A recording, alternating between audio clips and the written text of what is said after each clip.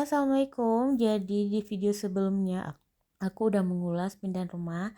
Nah, baru 2 malam di sini atau seminggu kemudian tiba-tiba hujan deras dan kalian bisa lihat kondisi di depan rumah.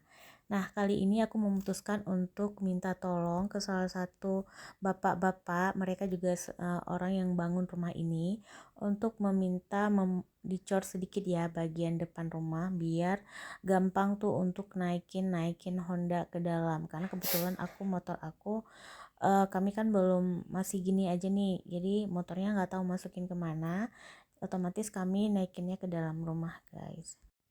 Nah, ini dia lagi proses pembuatan, nggak lama ya, cuman sekitar setengah hari aja mereka langsung buat ini serapi mungkin, dan aku minta sampai bawah.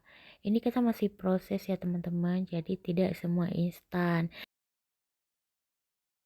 Nah, kalian bisa lihat ini kondisi memang betul-betul before sebelum kita pindahan, memang segini parah.